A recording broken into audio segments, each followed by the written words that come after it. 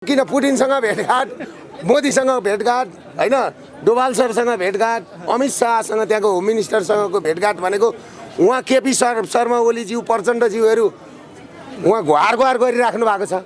अब मैले त्यो परेको छैन, तपाईँहरू त्यति बुझ्नुहोस् न। पुटिनसँग भेटवार्ता भयो होइन, त्यो पनि अहिले नभनौँ न, फेरि धेर ठुलो कुरा गरेर भनेर भन्छन् होइन। त्यही मात्रै म दिल्लीमा हुँदाखेरि एउटा स्ट्याटस पढेँ, हाम्रा शिक्षा मन्त्रीज्यू है, उहाँले के भन्नु हौ दुर्गा भाइ भनेर घिच्याउनु भयो। उहाँलाई म के भन्छु भनेदेखि म 1 रुपियाँको डलर लिएर इम्पायर खडा गर्ने मान्छे हो। उहाँ शिक्षा मन्त्री हुनुहुन्छ, म उहाँलाई एउटा अनुरोध के भन्छु भनेदेखि मलाई घिच्याउनु भन्दा तपाईँ त्यहाँ शिक्षा मन्त्रालयभित्र बसेर है यसो त्यो बेलुका खाएर लेख्नुभन्दा है, यसो खाएर नि लेख्नुभन्दा है, हाउ र साउ भन्दा कमसेकम यो देशका हस्पिटलहरूमा अब नर्सहरू सकिँदैछन्, नर्स जति विदेश गइसके, वीर हस्पिटल र टिचिङ हस्पिटल बन्द हुँदैछ। शिक्षा मन्त्रीज्यू कान खोलेर सुन्नुहोस्, कानका ती कचेरा फ्याँक्नुहोस् भित्री कानेगुजी र नर्सको कोटा खोल्नुहोस्, नर्स बढी पढाउनुहोस्, डाक्टर बढी पढाउनुहोस्। मलाई सिकाउनु पर्दैन तपाईँले। र पटक पटक यिनै सर्वहारा वर्ग भुइँ मान्छे, यिनै व्यापारीका लागि भनेर मैले विगत 8 महिना जेल पनि बसेँ। मेरो छोरीको हातमा हातकडी लाग्यो, मेरो श्रीमतीको हातमा हातकडी लाग्यो, मेरो छोराको हातमा हातकडी लाग्यो, मेरो हातमा हातकडी लाग्यो। तर एउटा भ्रष्टको नाइके अधिकारीलाई मुखमा मास्क लगाएर अघि पछि हातकडी केही नलागिकन एउटा भ्रष्टाचारीलाई लग्यो भनेपछि यो सरकार नागरिकको सरकार अरे कस्तो सरकार?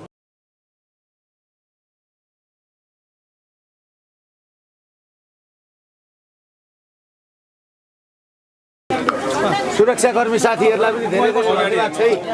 राति होइन, अब अहिले मध्यराति पनि तपाईँहरू एउटा उत्सुकताका साथ अब हामीले 79 साल फागुन 1 गते राजाका हातबाट दियो बालेर, मेचीको बगरमा दियो बालेर सर्वहारा वर्ग भुइँ मान्छे जो कम्युनिस्टहरूले हिजो बोकेर यिनै जनतालाई भर्याङ बनाएर यिनै जनताको लासको सिडी चढेर आज सत्तामा पुगे।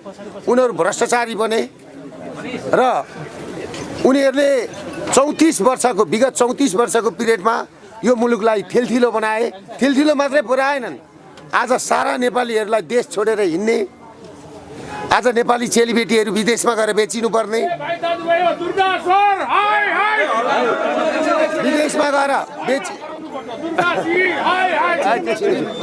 विदेशमा गएर बेचिनुपर्ने होइन।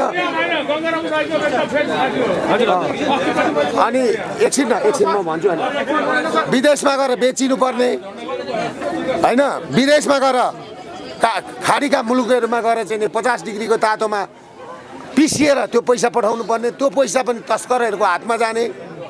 हामीले हिजो अभियान चलाउँदै गर्दाखेरि सुरु गर्दाखेरि हाम्रो अभियानलाई दुर्गा पर्साई भनेपछि गरेर मुख तिखारेर हेर्थे, गिज्याउँथे। त्यतिखेर 16% ब्याज थियो, व्यापारीहरू बोल्दैन थियो, हामीलाई जिस्क्याउँथे। आज हाम्रो अभियानको कारणले त्यो ब्याज घटेर 6%मा आयो। आएको छ कि छैन साथी? होइन, आज सरकार र पटक पटक यिनै सर्वहारा वर्ग भुइँ मान्छे, यिनै व्यापारीका लागि भनेर मैले विगत 8 महिना जेल पनि बसेँ। मेरो परिवार मैले सबै बलिदान दिएँ, तिलञ्जली जस्तै दिएँ। मेरो छोरीको हातमा हातकडी लाग्यो, मेरो श्रीमतीको हातमा हातकडी लाग्यो, मेरो छोराको हातमा हातकडी लाग्यो, मेरो हातमा हातकडी लाग्यो। मलाई त्यो हातकडी लाग्दै गरेको सम्झिँदाखेरि मैले देशमा सर्वहारा वर्ग भुइँ मान्छे, उत्पीडन वर्गको जो भूमिविहीन सुकुम्बासी छन्, जो कवाडी बजारमा बिग्रेका चिजहरू बेचेर खान्छु भन्ने कवाडीहरू छन्, कवाड सङ्घ व्यवसाय गरेर फुटपाथमा मकै बेचेर खान्छु भन्ने आमा दिदी बहिनीहरू छन्, लघुवित्त सहकारीबाट ऋण लिएर त्यस्ता मान्छेहरूको विषयमा पैसा कुरा उठाउँदाखेरि मलाई हातकडी लगाएर परिसरबाट हरेक दिन अदालत लगिन्थ्यो। तर एउटा भ्रष्टको नाइके अधिकारीलाई मुखमा मास्क लगाएर अघि पछि हातकडी केही नलागिकन एउटा भ्रष्टाचारीलाई लग्यो भनेपछि यो सरकार नागरिकको सरकार अरे कस्तो सरकार? कुरो बुझ्नुभयो के? त्यसले गर्दाखेरि यस्ता कुरा हामीले नजिकबाट पनि निहालिरहेछौँ, हेरिरहेछौँ। यो कुरा भोलि हामी वार्तामा अझ घनीभूत रूपले उठाउँछौँ र म तपाईँलाई भन्छु। र अर्को कुरो दुःखको कुरा के छ भने भोलि हामीले दुःखको पनि कुरा छ। भोलि हाम्रो वार्ता सफल हुन्छ कि हुँदैन? किनभने हामीले 79 साल फागुन 1 गतेदेखि धेरै ठुलो कष्ट, धेरै ठुलो मूल्य चुकाएर हामी यो ठाउँमा आएका छौँ र हामी वार्ताबाट भागेनौँ। वार्ता गर्न आऊ भनेर प्रधानमन्त्रीले भन्दाखेरि भोलि हामी वार्तामा जाँदैछौँ र भोलि वार्ता सफल होस्, किनभने हामी हिंसा चाहँदैनौँ र वार्ता सफल भएन भने दुःखको कुरो, वार्ता सफल भयो भने भोलिदेखि नेपाली जनताका ब्ल्याक लिस्टबाट नेपाली जनताहरू फुकुवा हुन्छन्, कालो सूचीबाट नेपाली जनता पहिला हट्छन्। सबैभन्दा खुसीको कुरा व्यापारीहरू र व्यापारीहरूका घर जग्गा जीवन लिलाम हुँदैनन् अब, र व्यापारीहरूले गरी खान पाउनुपर्छ। हाम्रो अभियान भनेको गरी खान पाओस् भन्नु हो। ल एकछिन त्यसले गर्दाखेरि भोलि हाम्रो वार्ता छ र त्यो भोलिको वार्तामा सम्पूर्ण व्यापारीहरू, काठमाडौँका व्यापारीहरू, नेपालभरि रहने व्यापारीहरूलाई पनि म के भन्न चाहन्छु भने काठमाडौँमा भएका व्यापारीहरू सक्नुहुन्छ भने माइतीघर मण्डलामा आएर कमसेकम धर्ना दिनुहोस्, दबाब दिनुहोस् सरकारलाई, हामीलाई गरी खान देऊ भन्नुहोस्, हामीलाई गरी खान देऊ भन्नुहोस्। म यातायात व्यवसायीलाई पनि भन्छु, सुकुम्बासी, भूमिविहीन सुकुम्बासीलाई पनि भन्छु, सबैजना आउनुहोस्। र हामी नेपालमा जन्मेर हामी सुकुम्बासी, भूमि हाम्रो होइन, हामी यो धरतीपुत्र होइनौँ। त्यसले गर्दाखेरि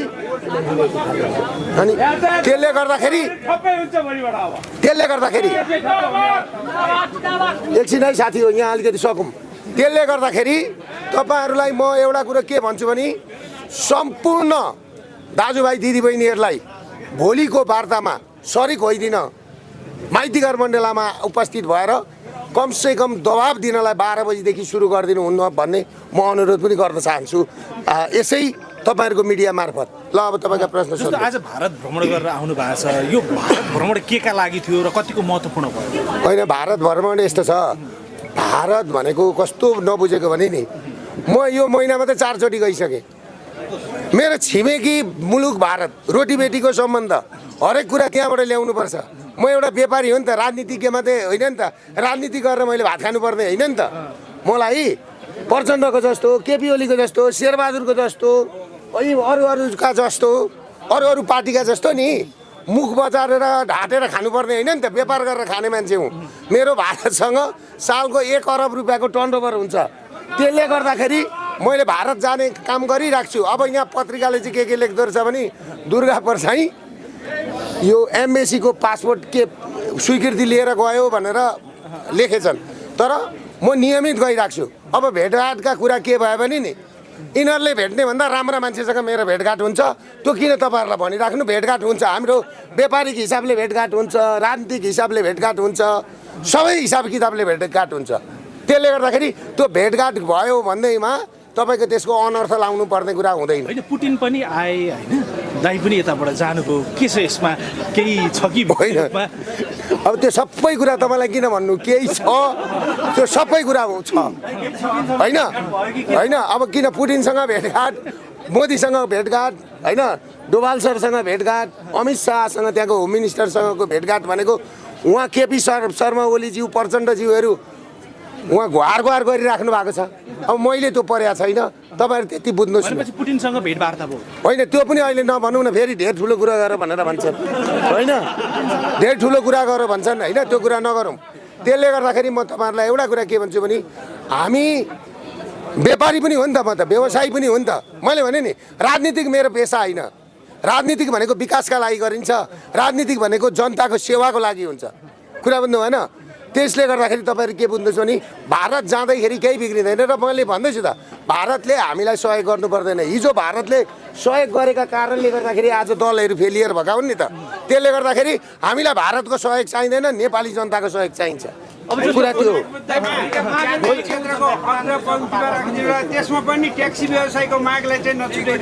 होइन, मेरो माग भनेको हेर्नुहोस्, मलाई मान्छेहरूले हिजो जिस्काए होइन, मलाई के आजै मैले हिजै मात्रै म दिल्लीमा हुँदाखेरि एउटा स्ट्याटस पढेँ, हाम्रा शिक्षा मन्त्रीज्यू है, उहाँले के भन्नु हौ दुर्गा भाइ भनेर घिच्याउनु भयो।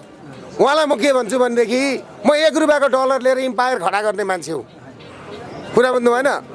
मेरो विचार म के भन्छु भने माओले के भनेको छ भने विचार सही र लक्ष्य सही भयो भने नभएका चिज पनि प्राप्त हुन्छन्, विचार गलत र लक्ष्य गलत भयो भने प्राप्त भएका चिज पनि गुम्छन् भनेको छ। त्यसले गर्दाखेरि उहाँ शिक्षा मन्त्री हुनुहुन्छ। म उहाँलाई एउटा अनुरोध के भन्छु भनेदेखि मलाई गिज्याउनु भन्दा तपाईँ त्यहाँ शिक्षा मन्त्रालयभित्र बसेर है यसो त्यो बेलुका खाएर लेख्नुभन्दा है यसो खाएर नि लेख्नुभन्दा है हाउ र साउ भन्दा कमसेकम यो देशका हस्पिटलहरूमा अब नर्सहरू सकिँदैछन्। नर्स जति विदेश गइसके वीर हस्पिटल र टिचिङ हस्पिटल बन्द हुँदैछ। शिक्षा मन्त्रीज्यू कान खोलेर सुन्नुहोस्, कानका ती कचेरा फ्याँक्नुहोस् भित्री कानेगुजी र नर्सको कोटा खोल्नुहोस्, नर्स बढी पढाउनुहोस्, डाक्टर बढी पढाउनुहोस्। मलाई सिकाउनु पर्दैन, तपाईँले मलाई सिकाउनु पर्दैन। अनि गर्न सक्ने हुँदैन भनेदेखि अर्कालाई फेसबुकमा लेख्न मात्रै गएको र अनि त्यहाँबाट चाहिँ नि नाटक गर्न के नि त्यहाँ गएर सिंहदरबारभित्र सुत्नु, किन सुत्नु, के को लागि सुत्नु? त्यसले गर्दाखेरि हेलो विशेष छलफल भनेको हामीले दिएका 27 बुँदे माग छन्। ती मागमा सबैजनाका माग पर्छन्। सर्वहारा वर्ग, भुइँ मान्छे, उत्पीडन वर्ग, सुकुम्बासी, भूमिविहीन सुकुम्बासी, ट्याक्सी व्यवसायी, यातायात, मजदुर, किसानदेखि लिएर नर्स, डाक्टर पढ्न पाउँ सुत्ता छ।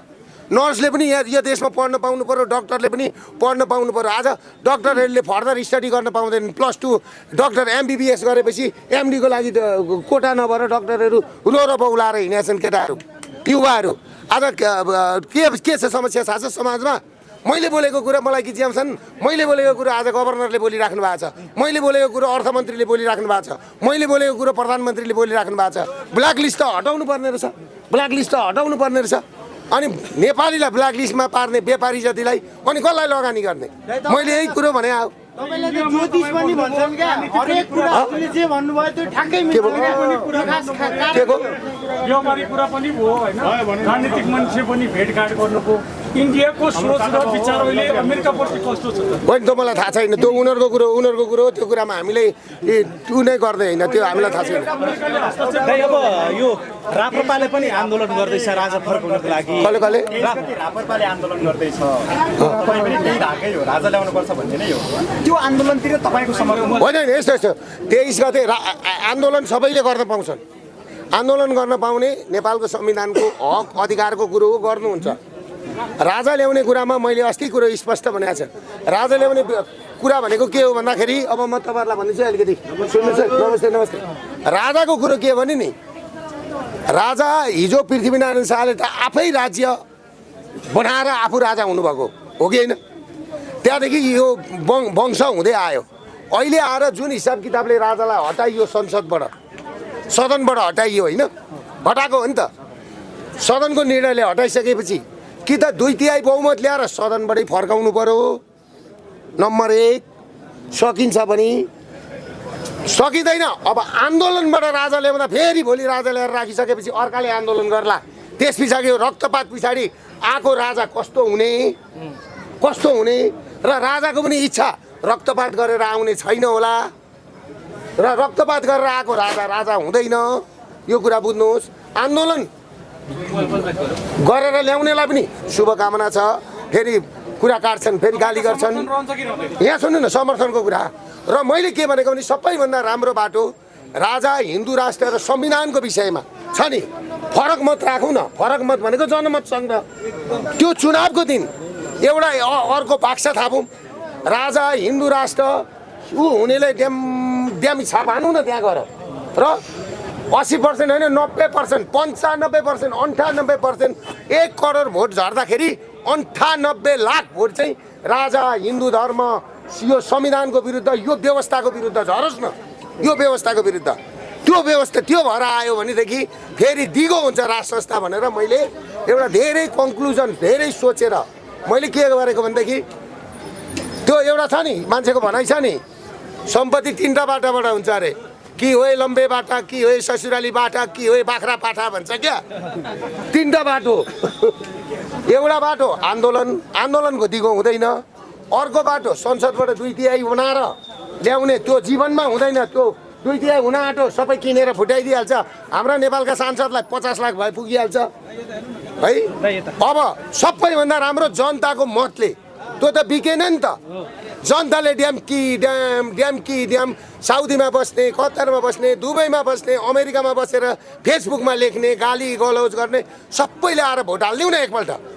राज संस्था पनि ल्याउँ, हिन्दू राज्य पनि ल्याउँ, सबै ल्याउँ र भोलि हुने वार्तामा मैले यो कुरा प्रश्न पारेँ र उहाँहरूको आन्दोलनलाई मेरो शुभकामना छ। होइन मेरो समर्थन होइन, शुभकामना छ। मेरो कुरा त्यति हो, शुभकामना छ। ज्ञानेन्द्रजी लाग्नु भएको छ, उहाँलाई शुभकामना छ। हस् ल, वार्ता मिलेन भने विद्रोह हुन्छ, चुनाव हुँदैन।